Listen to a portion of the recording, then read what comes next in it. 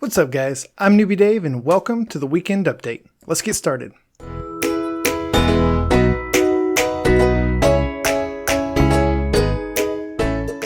How's it going everybody? Hope you're having a fantastic weekend. So last time we built this iron farm and I spent a little bit of time just AFK to let this thing run for a little while, and yeah, I guess you could say it's working. This is really good. I love having an iron farm in my world. Unlimited iron, it's so good. Now where I AFK'd, I didn't want to just AFK right here because the placement of my iron farm, in order to prevent the villagers from binding to my bed or any of my job sites, I had to build it kind of far away from my base, and it's actually a little bit too far in that if I'm AFK'd at the iron farm, then my kelp farm isn't growing, my crops aren't growing, stuff at my base isn't running. And if I AFK at my base where it's nice and safe, then the iron farm isn't running. So I built this little blind where I could just kind of camp out, and I just come in here, box myself in, and go AFK. And the iron farm is running and all of my crops are loaded, and so everything's growing. And so this is my temporary little ghetto AFK spot for now.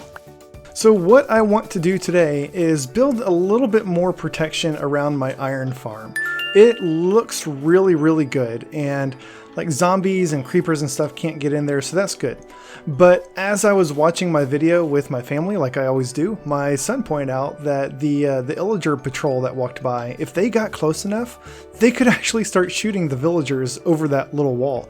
And that had never even occurred to me. I thought, well, they're protected, nothing can get to them, so they're good. But yeah, the illagers can shoot over that little fence, and they can they will aggro the villagers from about around here or so. So that's a little bit of a problem. So we need to put in some better defense around this thing. So we've kind of got two options. One, we can just replace the fence in there with a better wall, either put more fences in or just put in like some oak and windows and stuff so that nothing from the outside can shoot in or see in or anything like that. But I really like the way that the farm looks the way it is, so I don't want to really change that. So instead, what I think I want to do is basically build a wall like I did at my base over there. You know, the little hedge wall that goes all the way around with the leaves and the fence on top. I want to build that around my iron farm. And I think that will be enough protection. I am going to have to push this hill back a little bit because if an illager is standing up here, then they can just shoot over that as well. So I'm going to push this hill back a little bit, and then we're going to build a wall around the outside of this thing to prevent any illagers from either seeing, or if they do see, from being able to shoot over it. So the materials for this build, they're pretty simple. You know, we're going to have a little bit of cobblestone for each of the pillars. It's mostly going to be oak leaves and oak fences. But let me start by pushing this hill back a little ways so that we have room for this fence for the wall, and so that illagers can't shoot over it. There we go. I think that will be good enough. Once I get the wall put in, I might end up pushing it back a little bit more, but I think this is good for now. So what I want to do with this wall is the front's going to stick out a little bit more because I've got this little bridge here. I definitely want to keep this. Don't want to change anything about this. And so I'm thinking it's going to come out to about maybe right here. And so we'll start with a little two little pillars right there. I'll come in and put some fence gates in the middle. I'll just remove these back. We don't need 6 fence gates to protect this thing. We just need 2 on the inside and these 2 on the outside. And I think I'm actually going to put these up high like this. So if any illager patrol does come to this side, then they shouldn't be able to shoot over this. You know, we can still get in. This is fine. But aside from the front area, the rest of it I think is just going to come right up to the water. I don't think I want any space between the water and the wall. And so the corner of this thing is going to be right here. Yes. And we'll do a corner over here as well. And then in between, because we're not doing any sort of stalls or farms or anything like we did at our base, the spacing of these cobblestone pillars doesn't really matter. I like spacings of 5. I think it's a good number. It's not too small, not too big. So I'm going to do 1, 2, 3, 4, 5, and then another column. 1, 2, 3, 4, 5, and another column. And apparently I got this corner in the wrong place. So not all of these are going to be 5 blocks wide. Obviously, we're going to get some that are smaller like this, and that's okay. It doesn't all have to be perfectly symmetrical.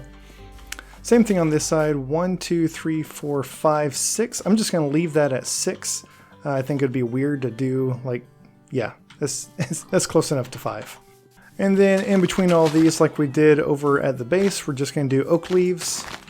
And on top of that, we will do oak fences. So this is looking really good. I'm going to go ahead and do all the other sides now. By the way, very, very important note with this iron farm, you do not want more than 20 villagers in there. If you get more than 20 villagers, it can break the farm and the golems will just stop spawning. So if you need to sleep, either go back to your base or just put down a bed, quickly sleep, and then break your bed to avoid the villagers from claiming this bed and breeding and getting more baby villagers in there. There we go. I think that'll do it. So I did end up pushing this hill back a little bit more just to make sure that illagers couldn't shoot over the fence from a distance. I think they could probably spot the villagers if they were like up against the fence like they are now from right about here, and then they like to just start running towards the villagers. So before they can get a shot off, they should be down here at ground level. So I think this is good. We don't need to go crazy pushing the hill back. And then of course added some torches to the outside to light it up, and did a little bit of decorating on the inside to make it look kind of nice. Planted some flowers, threw in some of these lily pads, and just make this front area look nice instead of a big open patch of grass. So one last thing that I want to do today to kind of connect this iron farm back to my main base over here, since they're so far apart, is I want to create like a, I don't know, a main street or a path that leads from my base down to the iron farm. And I don't want just a bunch of path blocks. I want it to look like a nice decorated road that you would travel. So what I'm going to do, I am going to do pathing blocks for the actual road, but I'm not just going to do pathing blocks. I want to outline it with cobblestone. And so I'm going to dig up the sides and put cobblestone down like this to outline it. And then every so often on the outside, I'm going to plant some oak trees. And I want this entire road to just be completely surrounded and covered by oak trees. And I'm going to, when I plant these things, I'm going to do the trick of putting down an oak log, putting some dirt on top of it, and then putting the sapling on top of that so that when it grows up, I'm not going to do anything to force it to be a giant oak. And so I want to make sure if I get one of those tiny oaks where the leaves are only like 2 blocks off the ground, it's not covering the road, that everything should provide plenty of clearance to walk through. And then I think it'll just look nicer having these taller oak trees. So that's the plan. I'm not just going to take this thing straight from the front of my base directly to the iron farm. I'm going to kind of bring it over a little bit like this, and then I'll go up the hill, maybe turn again somewhere, and eventually make my way over there. I'll have to fill in some of this water and kind of make my way up and over this hill. And so I kind of want it to be, I like right around here, actually, yeah. So this is going to be one side of the road, and then we'll do something like this, and the other side will be over here. And so now I just need to connect this side back to my base. I don't know what I'm going to do, like how I'm going to end this thing. I think right now it's just going to end. And then we'll have a little path that goes down to the iron farm. So that's the plan. Let me bang this out with a nice little build montage, and then we can wrap this up.